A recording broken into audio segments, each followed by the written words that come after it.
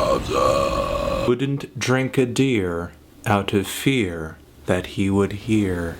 Bleep, bleep, bloop. Doop, dee, doop. Hi everyone, Anthony Fantano here, the internet's busiest music nerd, and it's time for a review of the new Autopsy album, the Headless Ritual. These guys are a California death metal band who are back with a new album after an almost incredible return just a few years ago with their comeback album, Macabre Eternal. It was the band's first full-length LP since the 90s. A lot of people who have been fans of them since then did seem to take to it. Even though the group did have their low points before they disbanded in the mid-90s, they did manage to put out two of death metal's biggest classics. Albums loaded with memorable, heavy, and catchy-ass riffs that were on the heavier side of the death metal spectrum, really bringing more of a doom metal flavor into the picture. Of course, Chris Reifert's fantastic drumming and lead vocals make these albums death metal classics because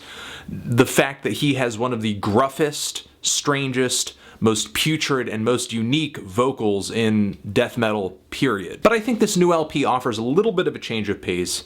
Maybe not so much that people who are unimpressed by Eternal would want to gravitate to this album instead. The band is still kind of stuck in their old school death metal ways, which is completely fine considering how good they are at that. But I will say that Chris's vocals seem a little bit more under control, or maybe rather in balance with the guitars, the bass, and the drums behind him. I think the drumming actually has a much better recording on it this time around, way less ambient noise on the snare. The drums feel heavier, bassier, thicker, and really the mix overall feels thicker. The guitars on this thing are massive, and I think they take advantage of that massiveness by emphasizing the slower side of the band's style, the more doom-oriented side of the band's style. Yes, there are still faster moments on this LP where Autopsy gives the listener these spiraling guitar leads and shredding against these really brutal blast beats, but there are quite a few moments on this album where Autopsy does, all of a sudden,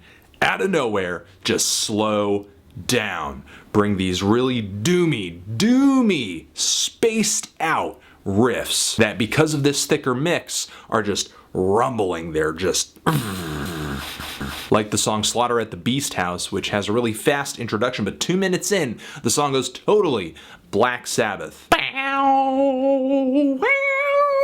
Totally Tony Iommi influenced riffage, then the band harmonizes it with some extra guitars, then they strip it back to the bass, and Chris gives this really chilling vocal performance. He's just putting his blood and his guts all over this track. While I do like it when Autopsy does go fast, I love it even more when they contrast these faster moments with some slower, more passionate and memorable moments. Maybe this memorability and this just emotional intensity is at its highest on the song She Is a Funeral. It's the longest song on this LP, spanning past 7 minutes, and Chris legitimately goes nuts on this song. I was transfixed. And the thing is, behind his voice, these very slow, dreary guitar riffs in the background, they bring a legitimately sad and kind of tortured feeling to the song. Obviously, the title already makes me think that it's about some sort of relationship heartbreak. And whether it is or it isn't, Chris really feels like he's in some kind of emotional pain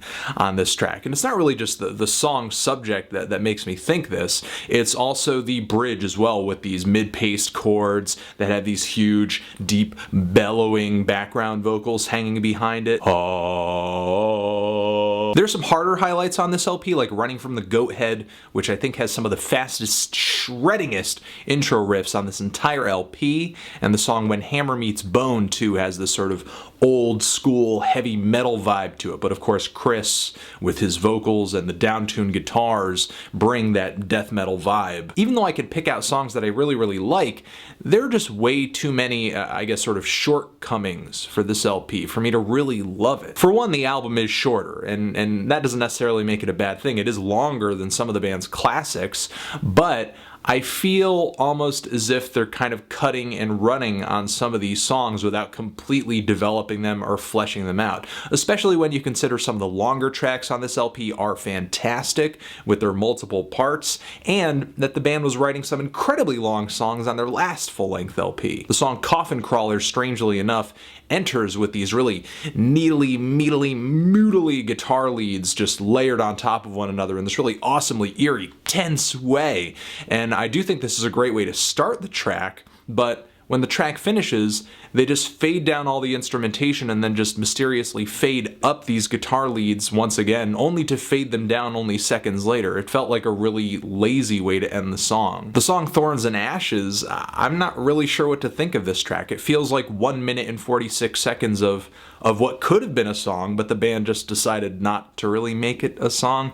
And the closing track on this thing, I feel the exact same way. Even though it does breach over the 2-minute mark, it is really only 2 interchanging riffs and not really much of a song idea. A few other tracks on here that I really enjoy fade out around the 4 or 3-minute mark, which isn't necessarily a bad time to end a song. It's just that I don't really feel like the band has developed these tracks in a way where they feel as if they should end at these points. I mean, for example, the song Arch Cadaver, that song just sort of melts away as it feels like it's getting its most psychotic energy together between Chris's vocals and the guitars. It feels like there are moments where Autopsy still has a few tricks up their sleeves, but maybe they didn't want to take it that far on this record with every track and instead just kind of give something that would be easy to digest. But unfortunately, that's made these songs, in my opinion, a little less memorable and a lot less striking, a lot less thrilling, really. I'm feeling a decent strong 6 on this LP. Again, quite a few highlights, songs that I really like, but other tracks that I wish took it further, and really that's it. If you've given this album a listen, what did you think of it? Did you love it? Hate it? Why? What do you think I should review next? And that's it. This review is my opinion. If you don't like it, here's a straw. I want to give a shout out to people. Only the strong subscribe. All mistakes were intentional. Anthony Fantano. Autopsy. Forever.